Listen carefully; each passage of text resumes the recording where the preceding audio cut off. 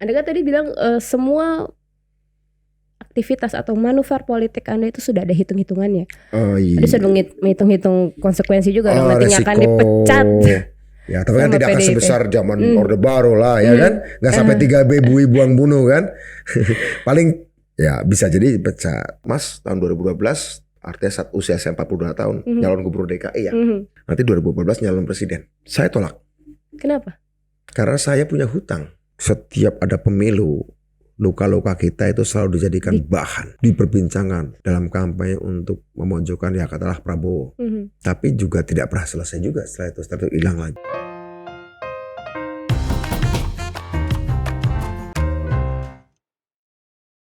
Selamat datang kembali di podcast Tirto for Your Pemilu yang muda yang berpolitik bersama saya Restu Diantina.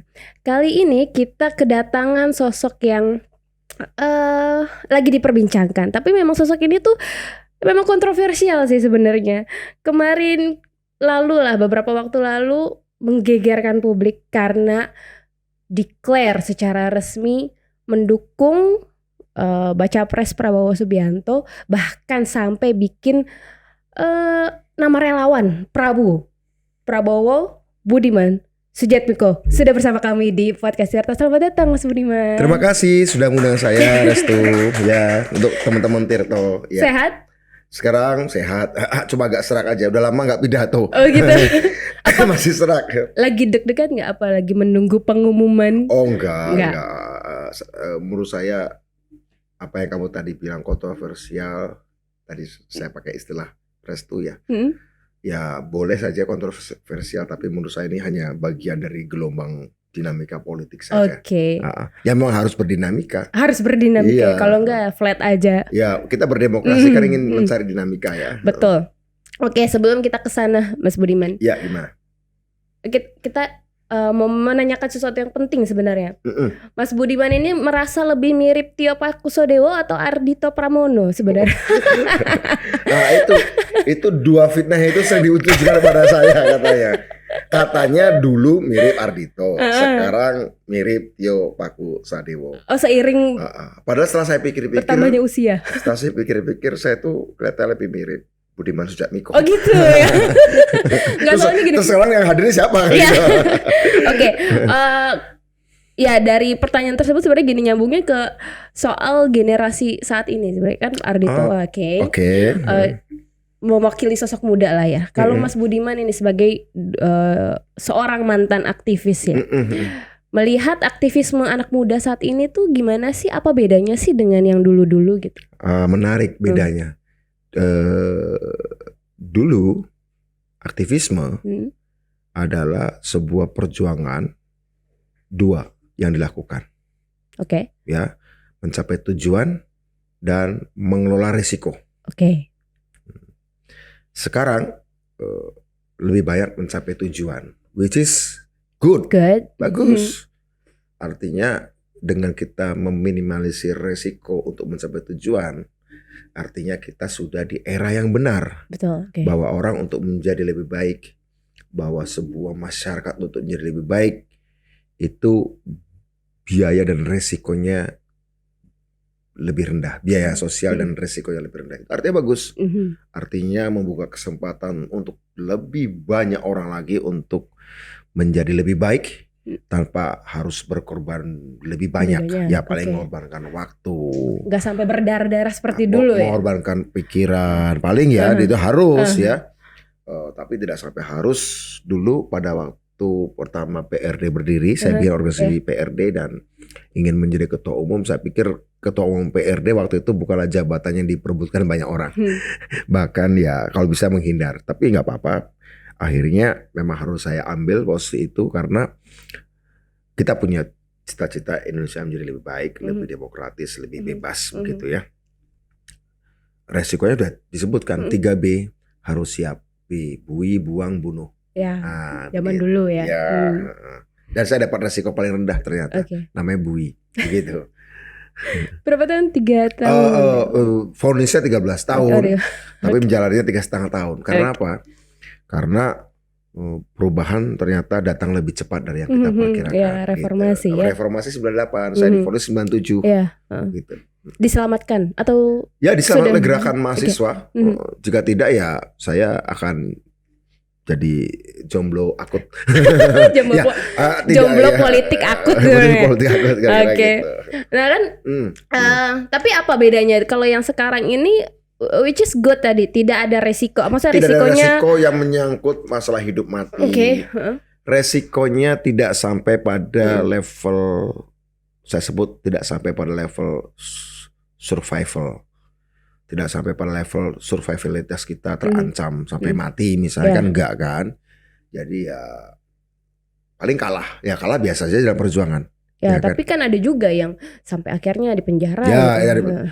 Menurut saya kalau yang di penjara itu jangan-jangan memang sudah tidak lagi berbicara soal hak demokrasi, politik, bukan lagi kritik ide, tapi beberapa di antara yang sampai pada tindakan melakukan kekerasan fisik. Ya begitu. Ya itu memenuhi unsur-unsur pidana bukan pada berekspresinya. Kalau berekspresi harus dilindungi. Sebenarnya karena kalau kita listing kan sebenarnya banyak aja sih kasus-kasus yang sebenarnya bukan, kalau kita lihat bukan ranah pidana tapi kemudian di penjara pada akhirnya. Misalnya seperti apa? Kayak kita bisa ngomong soal kasusnya Fathia Harris gitu. Fathia Harris. Walaupun kita belum ada hasil keputusan bagaimana, apakah itu sebuah tindakan fitnah atau memang masih bagian kritik ya, kan masih berproses begitu ya. Betul. Tapi pada satu hak warga negara menggunakan haknya untuk menggugat, saya kira itu juga bagian dari kerangka demokrasi. Hasilnya kita tunggu saja begitu. Kalau menurut saya bagusnya memang isunya itu sendiri, apakah benar Pak Luhut misalnya seperti itu, ya harusnya kan itu pembuktian. Kalau misalnya tidak bisa dibuktikan ya bisa dianggap itu sebagai sebuah fitnah gitu. Harusnya kan ke situ arahnya ya. Baiklah. Nah ngomong-ngomong soal aktivis, banyak juga kan ya Bang, Mas Budiman, teman-teman Mas Budiman sendiri juga aktivis yang akhirnya menjadi politisi gitu. Nah kalau kayak gitu kan orang melihat ini apa tidak mengkhianati gerakan yang sebelumnya dulu diperjuangkan. Anda melihat itu gimana sebenarnya? Apa sih, kalau sekedar jadi politisi menurut saya memang disayangkan. Ya oke. Seorang aktivis seharusnya ketika terjun ke politik tidak sekedar jadi politisi, tapi juga harus menjadi manusia politik. Nah, ada bedanya itu. Apa itu manusia politik? Manusia politik itu punya 4 syarat, Restu. Syarat pertama, dia harus mencintai ide. Dia harus punya ide. Memproduksinya kalau bisa. Atau setidaknya mengkonsumsinya, membaca. Atau memproduksi, menulis. Harus cinta ide. Dia harus punya cita-cita sosial. Syarat kedua, dia harus dekat dengan rakyat. Ya, harus dekat dengan rakyat, harus menyatu, harus punya empati, kepekaan pada kehidupan rakyat sehari-hari yang diperjuangkan. Syarat ketiga, ya dia harus punya tradisi berorganisasi sebelumnya sebagai aktivis. Ya, ya berorganisasi. Syarat keempat, baru punya kehendak untuk berkuasa. Nah kalau politisi kan cuma 4 aja. Iya di 4-nya ya di poin 4 doang. Berkuasa, tapi idenya apa? Dia menyalon jadi DPR, dia mau jadi gubernur, mau nyalon jadi bupati, mau nyalon jadi wali kota, mau nyalon jadi presiden. Apa jejak idenya? Itu untuk salah satu itu harus jelas. Kalau nggak jelas idenya, tiba-tiba ujuk-ujuk nyalon tanpa jelas idenya, tanpa rekam jejak yang kedua dan ketiga dekat dengan rakyat, berorganisasi ya itu hanya politisi. Nah makanya menjadi politisi tidak salah, menjadi politisi tidak haram, tidak melanggar hukum, bukan melakukan tindakan pidana. Tapi jika kamu seorang aktivis, jangan sekedar jadi politisi. Kamu harus menjadi manusia politik. Mas Budiman sudah merasa 4 syarat itu sudah? Saya sedang merintis 25 tahun dari merintis jalan itu ya. Ya, saya mencoba merintis itu. Tentu tidak ideal. Tentu secara pribadi belum memuaskan saya juga begitu ya. Tapi saya selalu dalam perjalanan saya keempat itu sedang dan terus akan saya jalani. Yang paling belum kelihatan kan yang keempat nih. Apa tuh? Yang kehendak untuk berkuasa. Hasilnya saya sudah pernah jadi anggota DPR RI. Sudah jadi anggota DPR. Legislatif. Masuk eksekutif. Eksekutif belum. Tapi kan legislatif kan juga sudah saya 10 tahun terpilih dan dalam 10 tahun itu ada karya, ada kerjaan, ada produk yang menunjukkan bahwa saya juga punya syarat pertama, punya ide kan.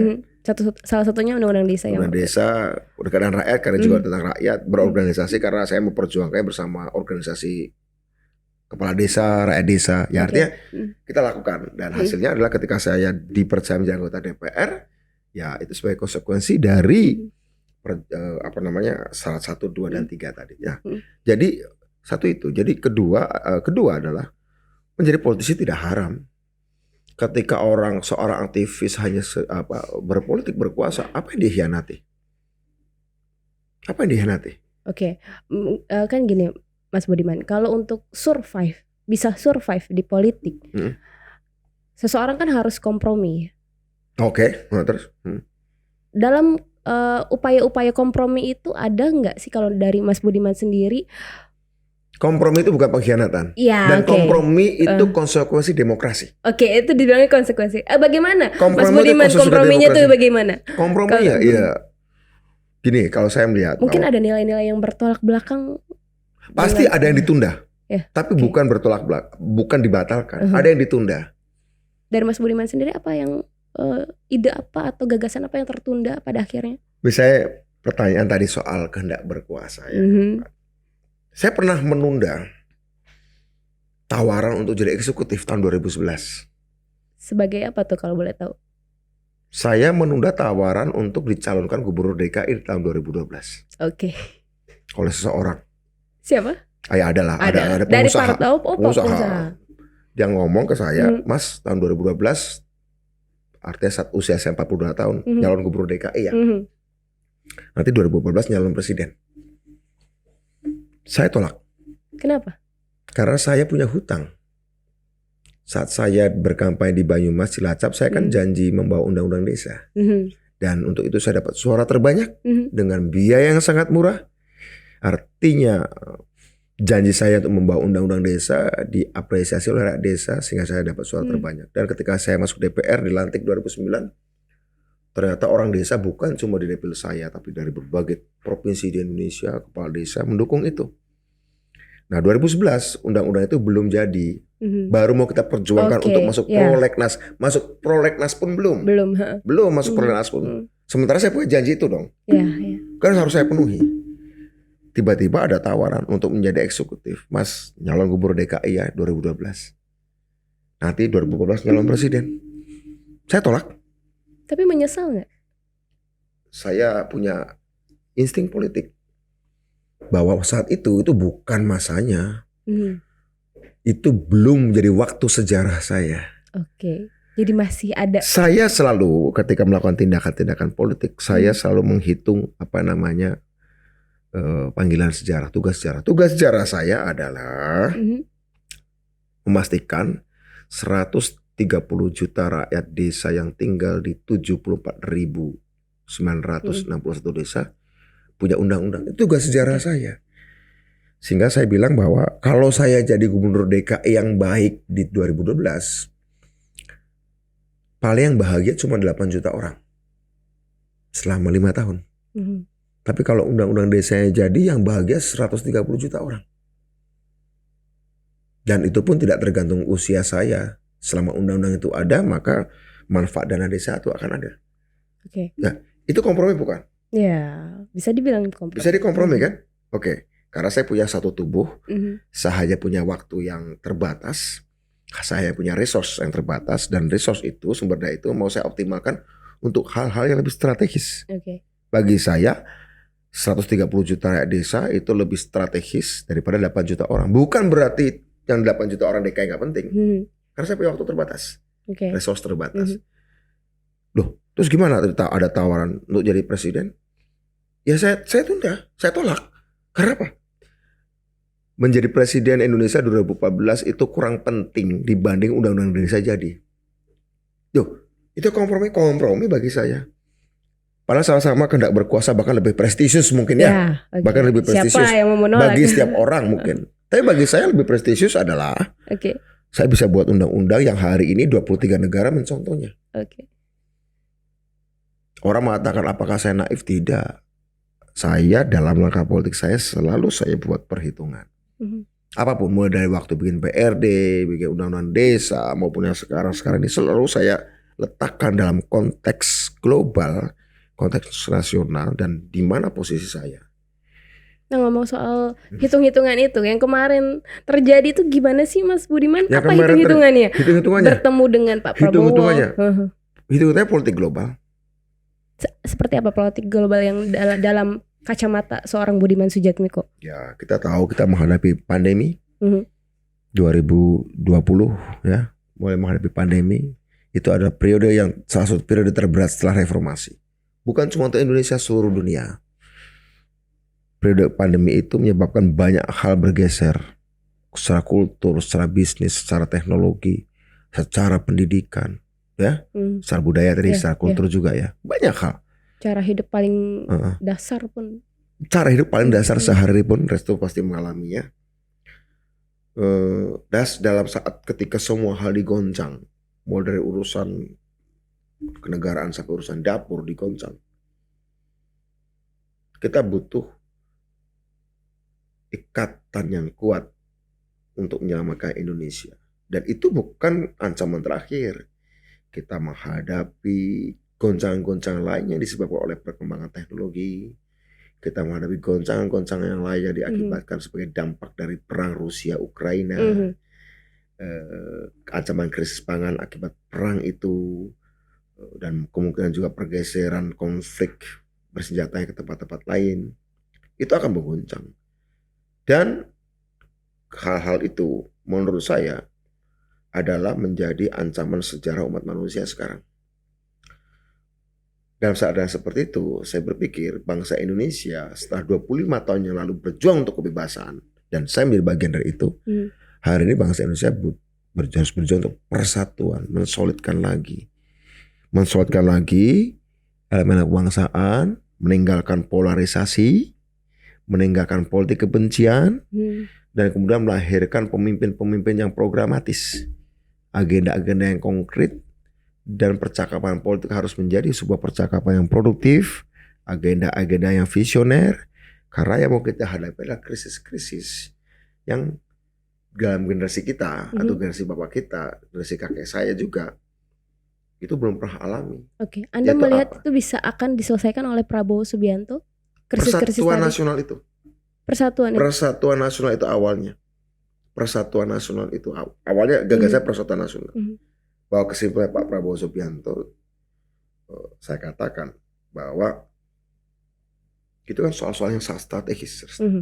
Soal-soal yang fundamental, strategis. Nah, dari 3 tokoh yang muncul di dalam survei debat capres ya, sampai capres, saya melihat bahwa ketiganya punya kelebihan dan punya kekurangan.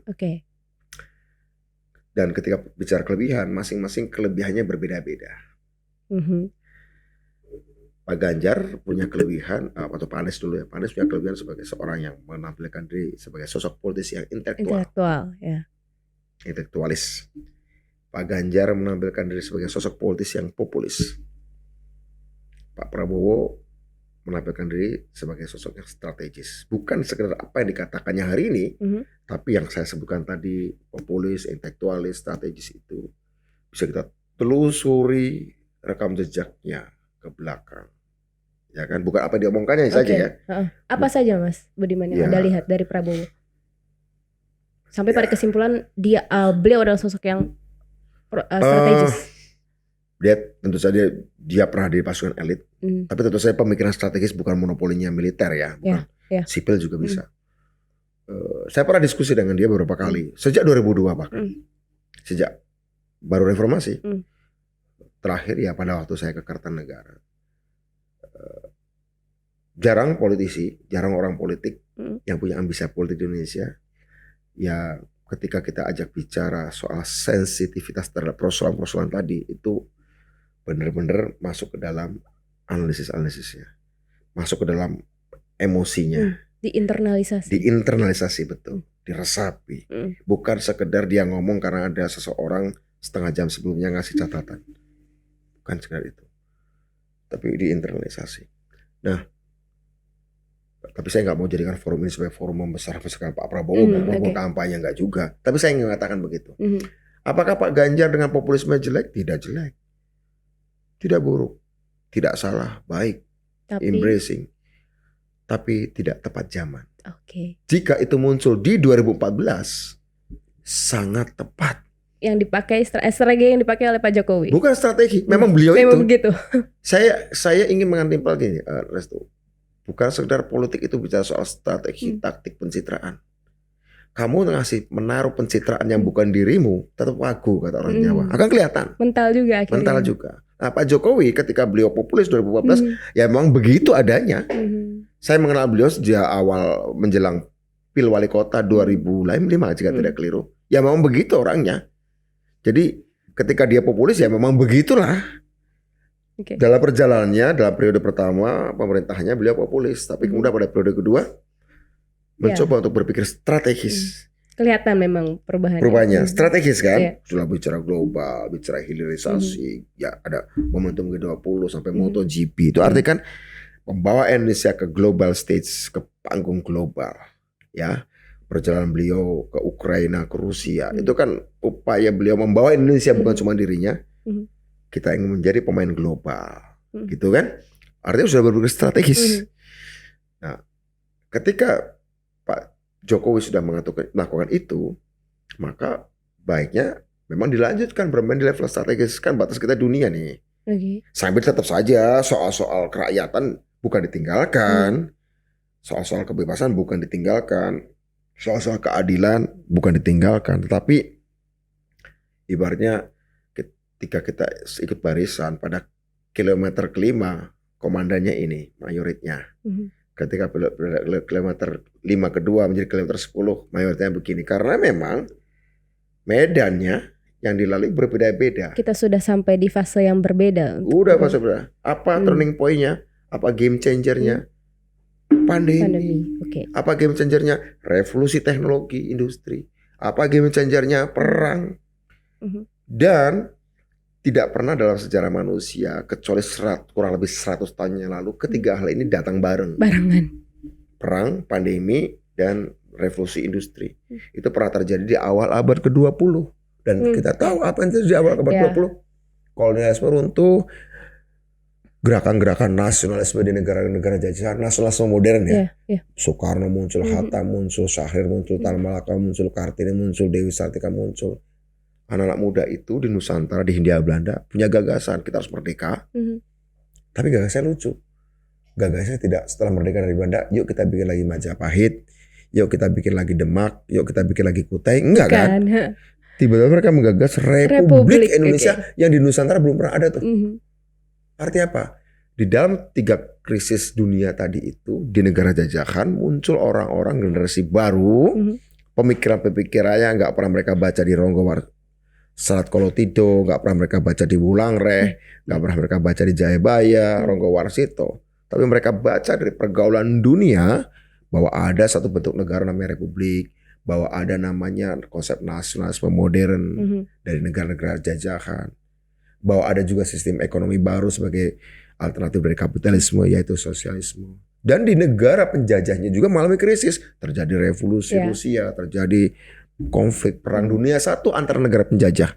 Nah, artinya ada pandemi flu Spanyol pada waktu itu. Nah, itu berbarengan, datang bareng, dan ketika itu terjadi bareng, kamu mikir biasa-biasa saja, kamu mikir biasa habis, kamu kalah.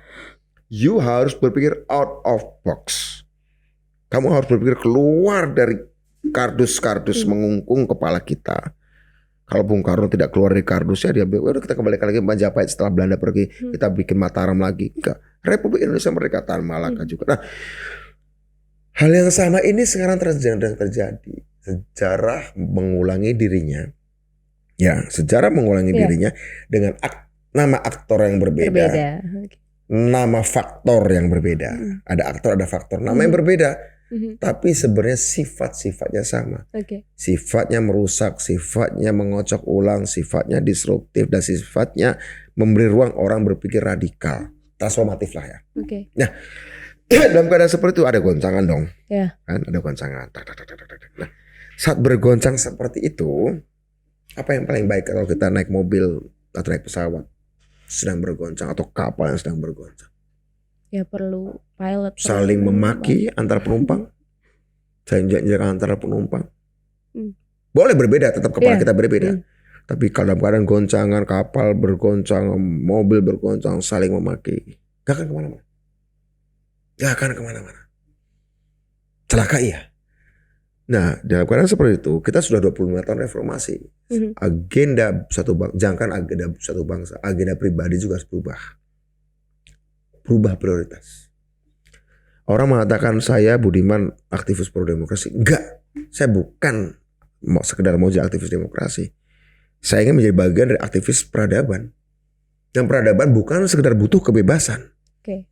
Peradaban juga butuh namanya kolektivitas. Butuh konektivitas. Connectivity, collectivity. Ya, jadi dalam keadaan seperti itu apa yang bisa saya terjemahkan secara politik?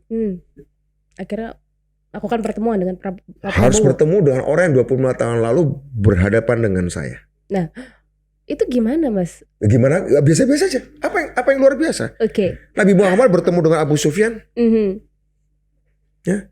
Nabi Muhammad bertemu dengan Abu Sufyan. Stalin dengan Churchill dengan Roosevelt bertemu. Tapi gimana sih awal-awal komunikasinya? Siapa yang mengajak duluan bertemu? Kita ngobrol-ngobrol dengan tim saya. Tapi kalau kita mau bicara behind the scene-nya, sebenarnya sejak 3 tahun yang lalu, saya sering diskusi dengan korban-korban penculikan.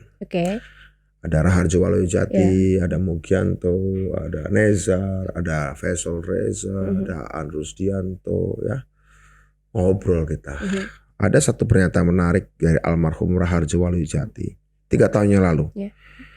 Bung, setiap ada pemilu, luka-luka kita itu selalu dijadikan bahan di perbincangan dalam kampanye untuk memojokkan ya katakanlah Prabowo. Tapi juga tidak pernah selesai juga setelah itu hilang lagi. Pemilu muncul lagi. Ini udah berkali-kali. Dan ini gak sehat. Kita nih yang korban penculikan jadi merasa sebagai objek. Luka kita, darah kita, keringat kita dibincangkan 5 tahunan. Tapi setelah itu gak disembuhkan juga. Dan kita disuruh bicara untuk bicara luka kita, darah kita, keringat kita. Padahal kan kita luka, berdarah, berkeringat dulu karena punya cita-cita. Kita punya cita-cita untuk itulah karena itu kita luka, kita berdarah, kita berkeringat, berair mata. Ya kan? Nah, sementara setiap momentum pemilu kan harusnya menjadi momentum untuk bicara bangsa ini mau apa ke depan. At least 5 tahun ke depan. Bicarakan ide lah ya. Ide. Tapi kita yang udah punya ide dulu yang buat kita luka, berkeringat, berair mata, gak pernah diajak bicara ide kita apa. Tapi luka kita dibicarain. Itu pun gak diselesaikan. Ini harus dihentikan. Nah, apa dengan memberikan dukungan dengan kepada Pak Prabowo? Kita jangan jumping ke situ. Intinya adalah siapa yang mau berbicara ide ke depan dan paling mau mengakomodasi ide-ide kita tentang masa depan. Dan saya harus katakan bahwa bukan pertemuan sejak 2002 ya. Saya ketemu lagi dengan Pak Prabowo 2009 saat beliau menjadi cawapresnya Bu Megawati. Kemudian bertemu lagi berhadapan 2014 dan 2019. Ya, kita sampai pada kesimpulan Pak Prabowo tampaknya mau mendengarkan ide-ide kita dalam soal penataan Indonesia ke depan. Dan dia sebagai kekuatan politik faktual gak bisa diabaikan. Gak bisa diabaikan. Nah, karena itu saya ingin ini sebenarnya orang ini harusnya menjadi satu barisan persatuan nasional. Ketika kita bicara persatuan nasional untuk bicara soal yang tadi ya, menghadapi tantangan tadi, orang ini gak bisa diabaikan. Dia harus diajak. Nah, itulah kira-kira motivasinya. Lalu gimana soal penyelesaiannya? Penyembuhan, pemulihan korban. Sementara Pak Prabowo sendiri kan kita tahu dia aktor, salah satu aktor, sepakat. Dan kemarin menarik di Semarang dia minta maaf secara terbuka. Jam pidato ini minta maaf secara terbuka. Sesuatu yang belum pernah dilakukan sebelumnya. Sesuatu yang bahkan elit-elit lain yang juga tidak kalah punya dosanya tidak pernah lakukan di Indonesia. Tapi dia melakukannya. Menurut saya ini adalah satu langkah kecil awal untuk kita menyembuhkan luka masa lalu. Tapi sambil kita juga merencanakan masa depan Indonesia. Tapi kan juga tetap perlu ada pengadilan. Sudah ada HAM juga. pengadilan. Dan Pak Prabowo tidak diadili. Oke. Kalau untuk korban bagaimana, Mas Budiman? Untuk korban ya teman-teman punya usul. Suatu saat Pak Prabowo harus mengunjungi keluarga korban. Harus menjadi korban. Ya gak apa-apa, it's okay. Silakan selesaikan. Dan Pak Jokowi kan sudah melakukan perpres tentang penyelesaian pelanggaran HAM ya. Secara di luar pengadilan. Ya manfaatkan itu sebagai sebuah keputusan negara. Artinya Pak Prabowo sebagai menterinya Pak Jokowi mestinya dia sudah setuju dengan itu semua. Karena ada perpres di luar Pak Jokowi soal itu ya. Ya silakan lakukan itu. Tapi juga ingat, HAM bukan satu-satunya persoalan negeri ini. Yang saya katakan tadi. Nah yang soal non-yudisial itu kan juga kontroversi juga. Tapi udah jadi keputusan negara kan? Ya betul. Tapi kalau dari Mas Budiman sendiri setuju? Saya mau cerita gini, Restu. Ada berbagai negara yang pernah mengalami pelanggaran HAM. Tidak semua sama. Ada yang konfliknya itu vertikal antara negara dengan rakyat. Biasanya itu terjadi di negara-negara yang homogen. Homogen sukunya, homogen agamanya. Sehingga ketika rejim militer itu jatuh, mudah untuk menyatukan, mengadili pelaku pelanggaran HAM itu. Di Argentina menyatukan misalnya. suara untuk mengadili. Pelanggaran HAM di Argentina, jenderal-jenderal itu dihukum. Pun di Korea Selatan, Chun Doo-hwan dihukum. Oke. Tapi di negara-negara yang konfliknya mengakibatkan kekerasan, kejahatan kemanusiaan, di negara yang majemuk. Apalagi dia pernah ada dalam sebuah rejim otoriter sekian lama. Korban pelanggaran HAM di satu periode waktu tertentu, korban kejahatan kemanusiaan di satu periode waktu tertentu, dia juga bisa menjadi pelaku kejahatan kemanusiaan di periode yang lain. Oke. Karena tidak ada yang hitam dan putih. Bukan soal nggak ada hitam, bukan soal itu. Fakta sosiologi politiknya, fakta demografinya, fakta antropologinya itu pernah melahirkan kekerasan kemanusiaan dalam jumlah masif. Itu terjadi di Afrika Selatan, itu terjadi di Spanyol, itu terjadi di Timur, di mana itu terjadi di Rwanda. Di mana pelaku kejahatan kemanusiaan bukan sekedar aktor negara, tapi aktor sipil dalam jumlah besar.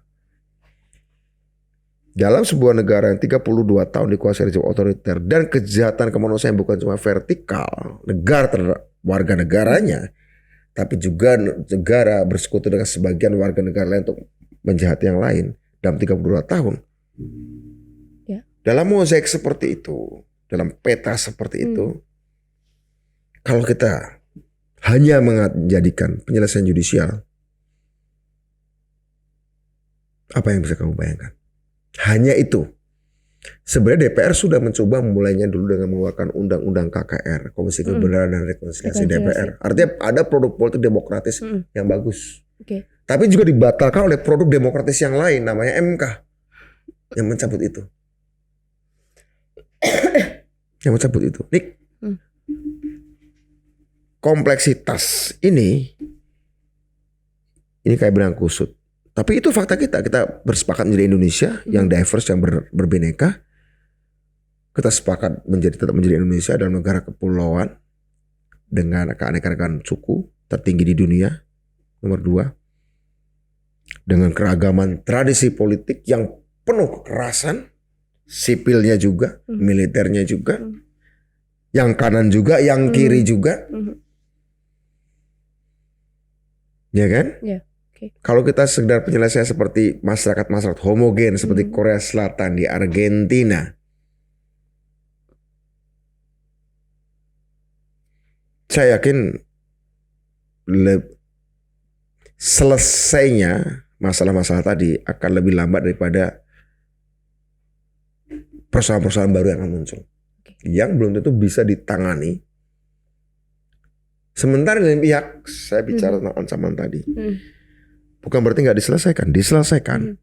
Tapi pemerintah Pak Jokowi kan sudah mengeluarkan cara tidak memuaskan pastinya. Sebagaimana juga KKR dulu tidak memuaskan. Sehingga kemudian ada warga negara yang menggugatnya dan mencabutnya. MK mengatakan lembaga demokratis juga mencabutnya. Itu harus diselesaikan, ya kan? Ternyata Pak Jokowi mengeluarkan perpres yang tidak memuaskan. Yes, okay. Tapi itulah the best that we can get, at least for the moment.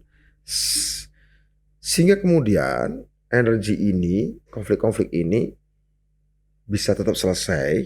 Mungkin tidak sampai akar. Dan kemudian kita membangun energi baru, menghadapi tantangan-tantangan yang menurut saya gak ada contohnya dalam hidup kita. Menghadapi goncang-goncangan tadi, kita nuklir juga gak punya. Pesawat tempur canggih gak punya. Itu yang diomongin sama teknologi gak punya. Pak Prabowo. Itu yang kita omongkan. Itu yang kita gak ngomong soal HAM-nya, kita ngomong tantangannya tadi. Dari mungkin ancaman global ya. Ya, ancaman global itu bukan cuma untuk Indonesia. Itu dialami di Afrika, itu dialami di negara-negara lain, ya. Nah, hal seperti ini menurut saya harusnya dibicarakan oleh orang yang menjadi pemimpin di negeri ini.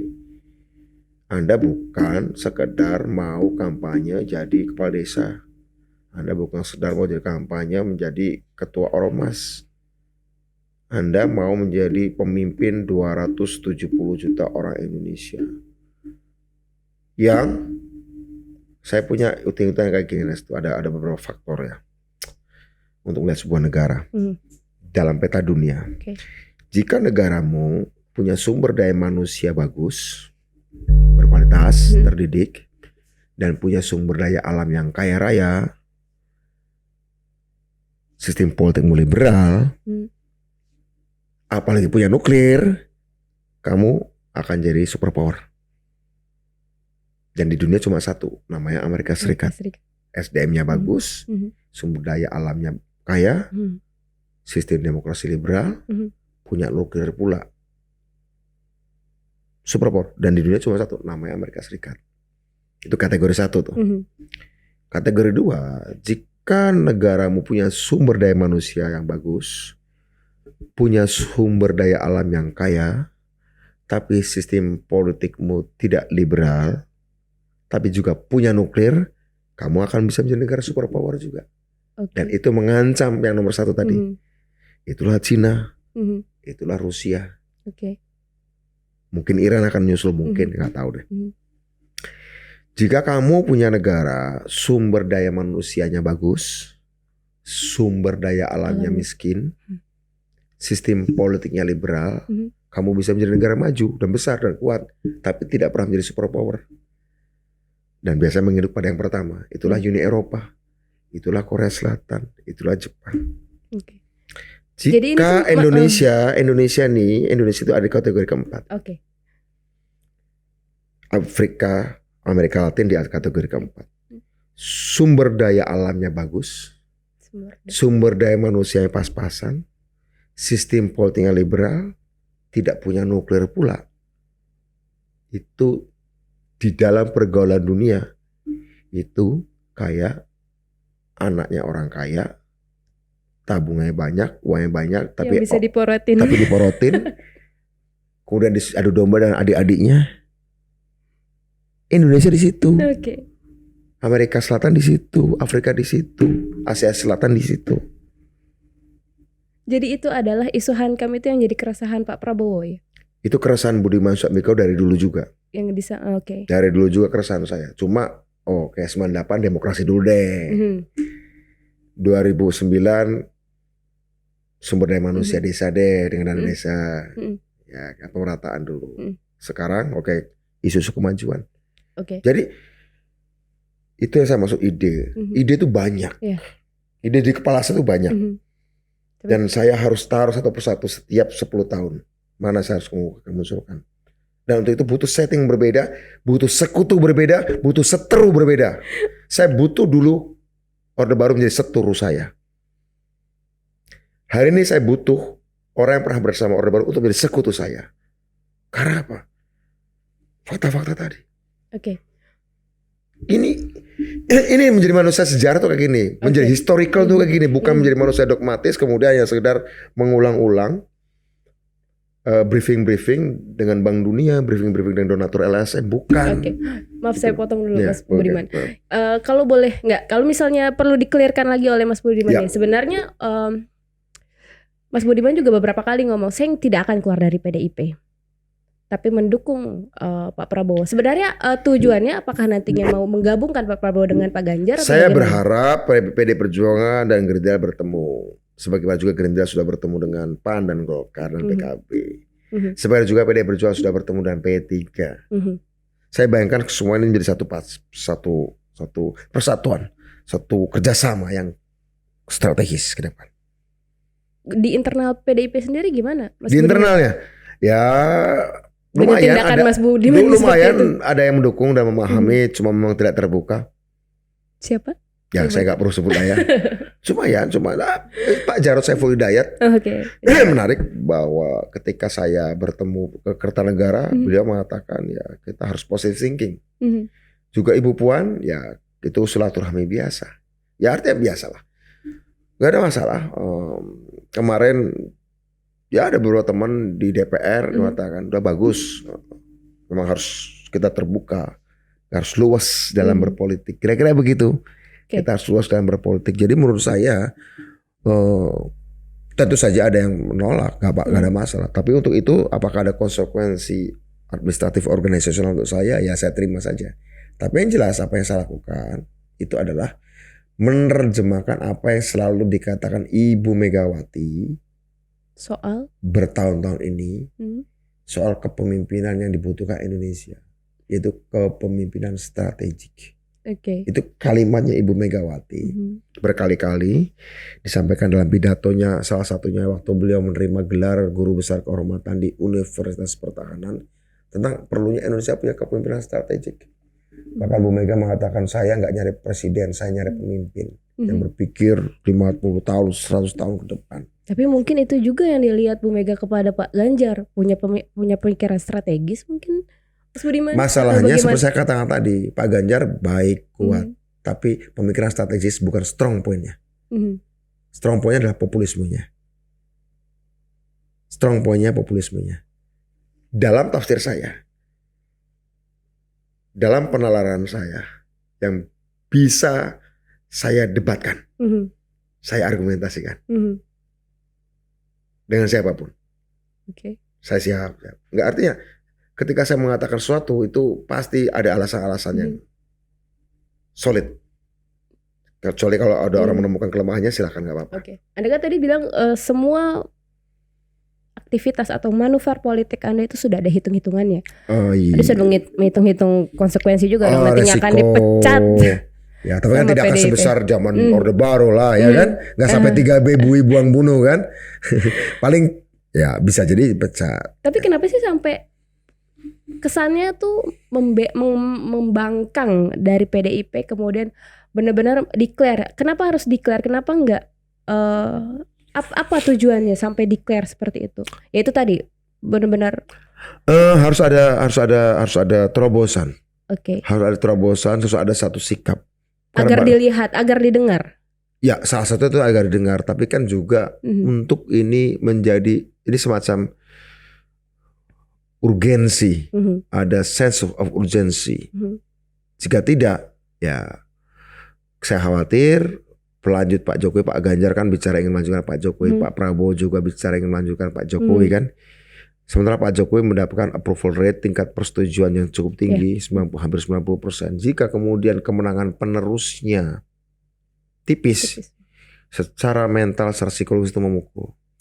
Dan ini saya berkaca dari pengalaman di Brazil. Saya kebetulan pernah diskusi dengan Lula, Presiden Brazil 2011 saat dia baru lengser. Approval rate-nya dia 80%. Tapi penerusnya kemenangan tipis, akhirnya di-impeach di tengah jalan. Jatuh ke pemerintahan yang berbeda perencanaan jangka panjangnya. Mundur lagi, pocok-pocok lagi. Kanan kiri, maju mundur lagi. Inilah yang terjadi di banyak negara kategori 4 tadi. SDM-nya biasa-biasa atau kurang, SDA-nya kaya, demokrasi liberal, tak punya Nggak nuklir punya pula, nuklir. nggak punya angkatan bersenjata yang kuat, nggak punya intelijen yang kuat, artinya bargaining powernya juga lemah di dunia internasional. Negara kategori 4 itu selalu poco-poco. 2 periode ke kanan, 2 periode ke kiri.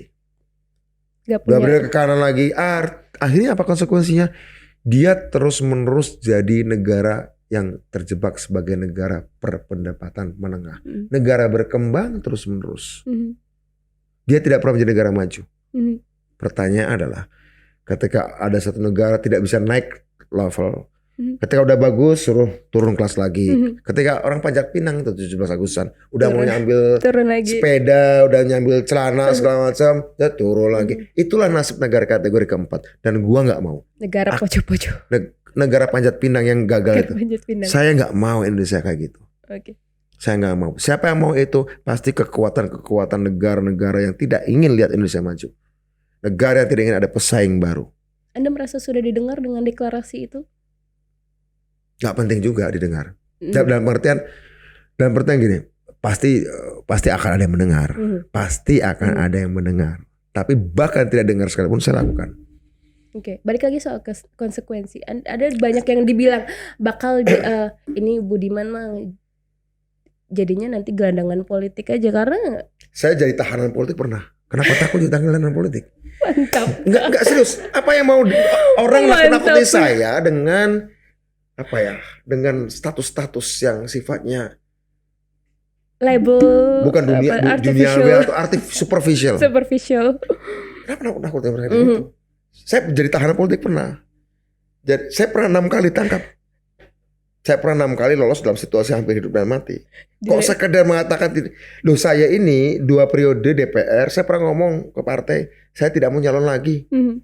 Karena saya sudah cukup 2 periode. Bagi saya 2 periode di DPR cukup. Artinya bukan satu malapetaka saya tidak jadi DPR. Bahkan saya pernah memilih sudah cukup di DPR. Karena saya tak khawatir. Kalau saya periode ketiga di DPR, saya nanti jadi pegawai politik, saya nggak mau. Saya akan jadi rutin. Akan jadi tumpul. Karena saya tahu. Artinya gelandangan politik segala macam. Enggak. Budiman tidak pernah menjadi gelandangan politik. Saya akan selalu mendorong transformasi yang memang sesuai dengan maunya sejarah. 1998 saya dan teman-teman ketika mendorong demokrasi. Ya dulu ya. Karena sedang merasakan ada panggilan dan tugas sejarah Indonesia harus demokratis nih. Sementara Pak Prabowo, Pak Wiranto, Pak Hendro Priyono, jenderal-jenderal atau Pak Akbar Tanjung bahkan waktu itu merasa sedang menjalankan tugas negara, mempertahankan sistem. Kami sedang merasa menjalankan tugas sejarah. Mereka sedang menjalankan tugas negara. Gak ketemu tuh. Bentrokan kita, ceder gitu kan, ditangkap kita kan. Ketika tugas sejarah dan tugas negara dari arah berlawanan tabrakan. Yang menang tugas sejarah kan? Orde Baru jatuh kan? Jatuh. Hari ini saya tidak ingin tugas sejarah dan tugas negara itu berlawanan. Dia harus menyatu. Menghadapi situasi yang saya sebutkan di awal tadi. Dan itu adalah situasi yang tidak diinginkan oleh negara-negara yang tidak ingin Indonesia maju. Dan saya tidak mau ikut skenario itu. Berarti exit strateginya gimana nih Mas Budiman? Exit strategi apa? Saya ada selalu punya banyak jendela, saya punya banyak genteng yang saya bisa lobangi, tembok yang bisa saya lobangi untuk exit. Kenapa bertanya tentang exit? Saya pernah 6 kali lolos dari kematian. Kenapa harus bertanya dari sebenarnya itu aja? Yang paling dekat orang. Jangan samakan wawancara Anda dengan orang yang mencari pekerjaan dari politik.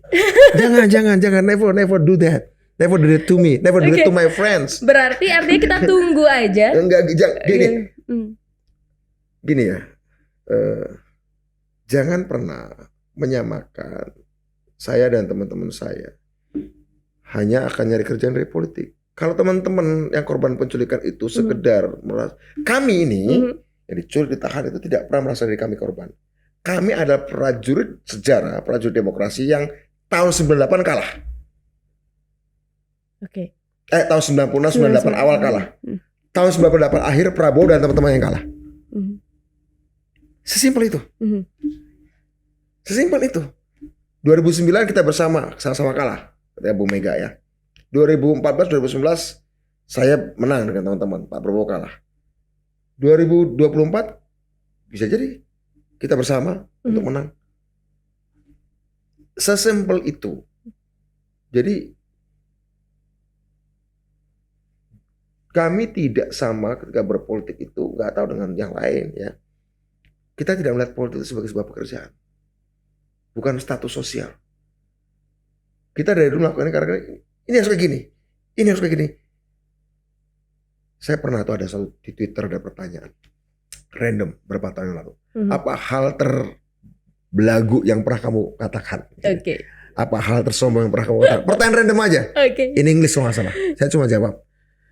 Hal tersombong yang pernah saya katakan adalah 25 tahun terakhir ini dunia dan negara ini bergerak sesuai imajinasiku.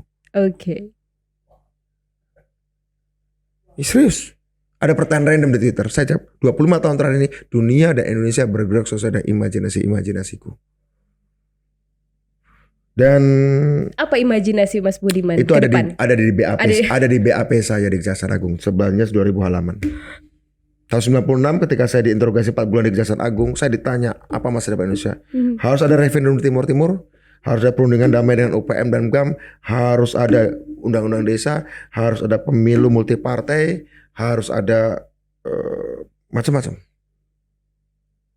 2000 halaman. Usia saya 26 tahun, gak boleh baca koran, diinterogasi, hasilnya segini. Saya yang hilang, mungkin hilang 96. Dan insya Allah itu kejadian bukan karena kami dukun. Tahun 2018 saya ngajukan suatu undang-undang baru, tapi saya gagal, gak masuk prolegnas, namanya Undang-Undang Pemerintahan Digital. Undang-Undang Data Raksasa dan Pemerintahan 4.0. Saya gak berhasil, saya golkan di prolegnas. Itu juga membuat saya tidak mau nyalon lagi 2019 ya. Sebenarnya. Saya mau bikin undang-undang ini karena apa? Jika suatu saat negara ini menghadapi 3 hal.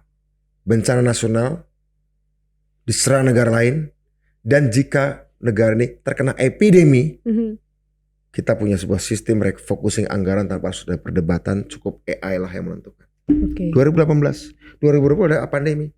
Itu bukan karena kita dukun. Simple ya. Kita ngelihat pola sejarah akan berulang. Udah kayak gini akan kayak gini. Maka harus siapkan kayak gini.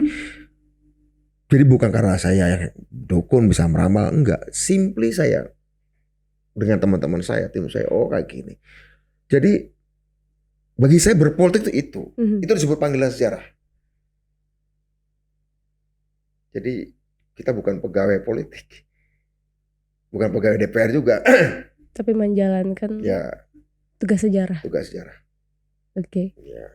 Tapi gimana kawan-kawan aktivis sesama PRD? Ada kritik juga kan ke Mas Budiman? Itu yang konferensi pers. Tapi lebih baik lagi, baik dari ex-PRD maupun non-PRD yang hari ini telepon WA. Kita bikin di kota kita.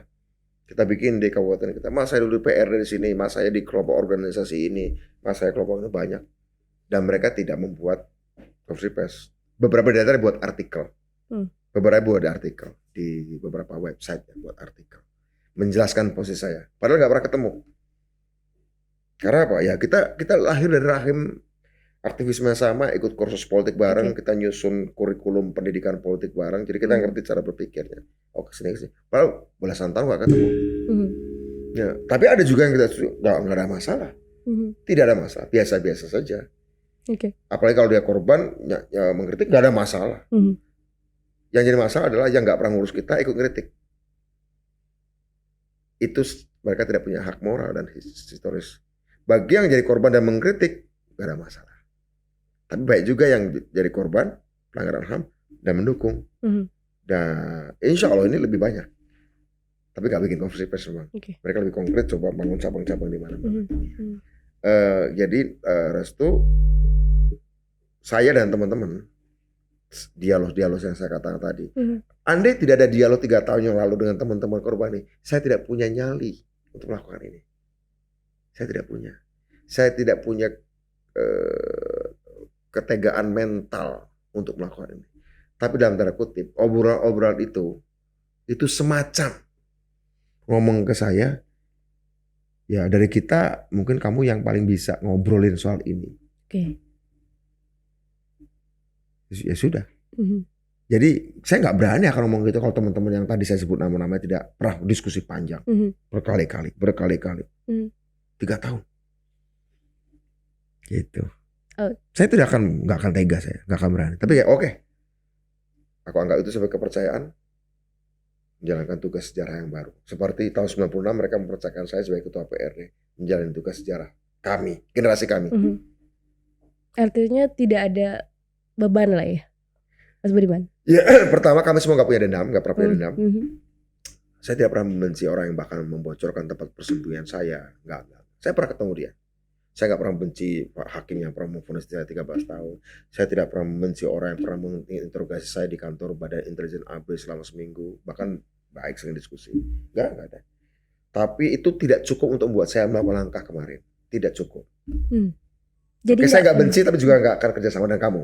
Itu cukup. Tapi karena 3 tahun ada dialog seperti itu, selesaikan, maju ke depan. Jadi nggak apa-apa punya presiden yang ada catatan pelanggaran HAM di masa lalu. Secara hukum belum pernah diadili. Ini masalahnya. Sistem pengadilan kita tidak itu. Itu masalahnya. Dan itu juga disampaikan oleh Raharjo Walijati. Masalahnya bukan di Prabowo. Negara tidak pernah juga menyelesaikan secara hukum. Pada Pak Prabowo-nya ya. Pada Pak Prabowo-nya ya. Kan itu masalahnya. Itu masalahnya. Itu yang harus diselesaikan juga. Ya itu artinya ya Pak Jokowi menawarkan Perpres itu. Saya kira Pak Jokowi juga mengeluarkan Perpres itu untuk keluar dari lingkaran setan benang kusut ini. Narasi-narasi yang benang kusut ini. Dia coba menggunting itu. Memang tidak sangat tajam mengguntingnya, tapi cukup membuat benang-benang itu terurai. Tapi tidak. Oke. Terus kemudian setelah benang itu terurai, tidak putus, oke. Setidaknya ada sesuatu yang bisa kita pintal dari situ. Ya. Sambil bawa benang-benang baru kita pintal, oke. Ini fakta. Ini kita berjuang berdasarkan fakta-fakta. Dan ini berdasarkan fakta-fakta. Fakta-fakta ini harus diterima. Karena gini.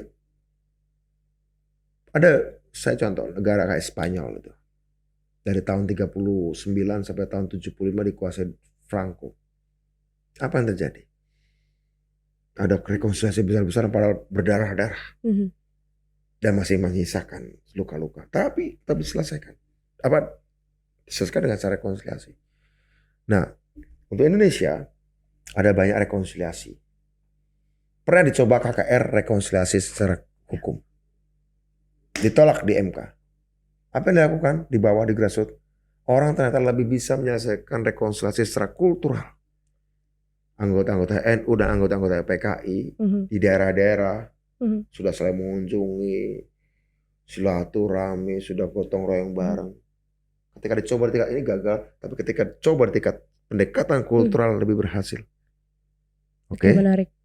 Dan itu ini keunikan Indonesia. Saya kira ini juga fakta di negara-negara yang maju, bukan cuma Indonesia saya kira ya. Poso, Maluku. Kalau soal hukum semata, itu ada panglima Kristen, ada panglima Islam diadili semua, bukannya selesai. Bisa muncul terorisme baru. Ya, berdarah-darah lagi. Berdarah-darah lagi. Jika Anda mencintai negara ini, Anda mencintai peradaban, mari mencintainya dengan rasa sakit yang masih bisa kita tanggung. Sebagaimana kamu mencintai orang yang gak mencintai kamu sepenuhnya, ya tetap cintai dengan rasa sakit. Yang penting gua bisa ya 75% happy, 25% makan hati. It's okay, tapi just do it. Kita mau membuat anak-anak kita tercerai-berai tanpa negara yang kuat. Aku sih nggak mau. Artinya berdamai dengan masa lalu demi masa depan yang lebih cerah gitu ya Mas Budiman. Berdamai dalam pengertian dengan syarat tidak melupakannya. Memaafkannya tapi tidak melupakannya, ingat itu. Memaafkannya tapi tidak melupakannya. Bahwa kita belajar dari sejarah, kita tidak bisa tuntas menyelesaikan secara hukum, tapi kita juga bisa belajar dari sejarah bahwa kita bisa tuntas menyelesaikannya secara kultural, secara psikologis, secara politis. Saya kapasitas otak saya terbatas sehingga saya belum bisa menemukan cara yang lain. Belum bisa menemukan cara yang lain. Itu best practice menurut Budiman Sujatmiko. Optimum, yang paling optimal yang bisa kita lakukan. Karena sudah ada tugas lain nih. Tok tok tok tok tok tok tok tok di pintu depan negara kita, di pintu sejarah. Tok, nih gua virus urusin. Gua nih algoritma teknologi diurusin. Ini peluru nuklir segala macam, senjata kimia diurusin. Lo nggak mau ngurus itu, masih ngurusin gas air mata, masih ngurusin struman, masih ngurusin balok es, masih ngurusin cabut kuku. Oke. Gitu, Restu. Tidak memuaskan? Pasti tidak. Pasti tidak. Tapi get real and stay optimis. And stay relevant. Stay relevant. Stay relevant. Pertanyaan terakhir Mas Budiman. Ya. Apa sih ambisi politik ke depan seorang Budiman Sujatmiko? Ambisi politik Budiman Sujatmiko. Pertama saya katakan saya tidak pernah percaya pada orang yang ambisinya atau cita-cita tertingginya jadi presiden. Karena ketika dia mencapai posisi itu dia merasa sudah selesai sampai puncak dan dia tidak bakal melakukan hal yang lebih baik lagi. Ambisi saya menjadi pemimpin Indonesia. Pemimpin ya, bukan sekedar presiden. Dan itu pesannya Ibu Megawati. Pesannya Ibu Megawati itu, aku nggak cari presiden, aku cari pemimpin. Presiden itu orang gajian. Yang ketika pensiun dapat uang pensiun. Tapi pemimpin tidak pernah pensiun. Ya saya menjadi pemimpin. Dia bisa politik, karena saya dunia politik. Mungkin saya bisa di bisnis. Nggak bakat juga sih. Mungkin di tempat yang lain. Mungkin di inovasi. Yang juga saya lakukan. Karena saya larang anak saya juga berpolitik. Untungnya anak saya juga gak suka politik. Karena masamu, masa ilmu pengetahuan dan teknologi. Kejar itu. Saya jadi ingat nasihatnya Presiden Amerika Serikat John Adams.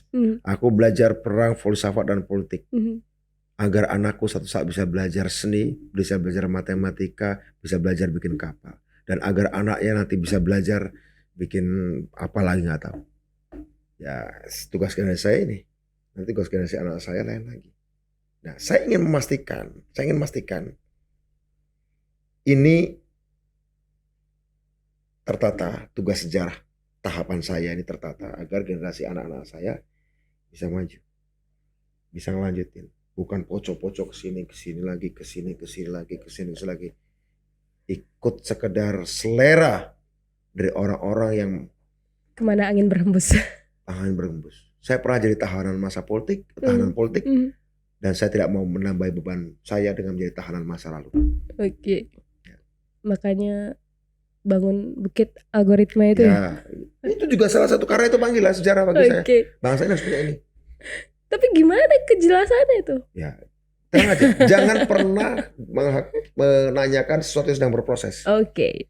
Kalau kamu bertanya untuk suatu hal besar berproses, itu seperti secepat ketika kamu bikin hashtag. Gini, memang saya tahu di sini sekarang banyak instan ya. Dengan ada IG, orang menuangkan segalanya dalam IG story, ya kan? Cepat kan kita bikin IG story, cepat kan? Padahal yang kita butuhkan adalah huruf B di depan IG. Big story. Big story takes time. IG story takes 1 minute. Big story takes decades. I'm for big history, not IG story. Mantap sekali ini perbincangan kita Mas Budiman pada pagi hari ini. Pagi atau siang nih Mas? Siang nih, saya dasar lagi. Terakhir Mas Budiman, ada kuis. Kuis aja sih. Apa pertanyaan ringan aja, pilih salah satu. Mas Budiman kemarin kalau ngikutin lagi rame film Barbie atau Oppenheimer? Oppenheimer? Siapa tahu kan milih Barbie kan. Iya. Ada yang anjurkan saya nonton Barbie juga. Ada isu sosialnya juga di sana. Gitu. Ada yang mengatakan Barbie filmnya kamu banget mas, kamu masa lalu. Ya aku sebagai aktivis sosial. SJW ya. Demokrasi. Oppenheimer aku masa sekarang. Demokrasi atau teknokrasi? Demokrasi, meritokrasi. Teknokrasi. Meritokrasi. Oke. Gabungan keduanya. Siap. Membangun pusat riset teknologi atau sekolah calon pemimpin? Sekolah calon pemimpin. Oke. Menulis buku atau kampanye presiden? Saya. Kampanye presiden. Kampanye presiden. Melihat sosok pemimpin dari masa lalunya atau masa depannya? Masa depan. Makanya dukung Pak Prabowo ya. Oh, gini. Bukan soal dukung Prabowo. Saya selalu melihat bahwa orang ini punya gagasan masa depan yang clear atau tidak. Okay. Siapapun itu. Siapapun itu. Mantap sekali. Umar bin Khattab itu punya masa lalu buruk. Tapi dia punya gagasan masa depan tentang Islam. Oke. Udah ngutip, udah nyebut-nyebut Umar bin Khattab ya udahlah ya. Oh, iya, udah, tingkatannya udah jauh nih. Kamu merasa jauh ya? Ya kan. Salah satu khalifah favorit saya soalnya. Khalifah lah yang di favorit saya khalifah dua, ya. Umar bin Khattab sama Ali bin Abi Thalib. Iya, kalau saya Ali. Saya dua-duanya. Saya tahu itu kontroversial tapi I can accept both. Siap, mantap banget percakapannya, ya. Mas Budiman. Terima kasih Restu. Apa ya? Mungkin menggugah, mungkin juga ada yang nggak setuju, ya hak masing-masing ya. Nggak ada masalah. Kalau ada yang punya pendapat lain bisa nanti. Boleh, silakan. Ngobrol di kolom komentar ya. Oke sih Restu. Makasih Mas Budiman, makasih juga teman-teman pemilih muda. Ya. Sampai ketemu lagi di podcast Tirto berikutnya For Your Pemilu yang muda berpolitik. Sampai jumpa.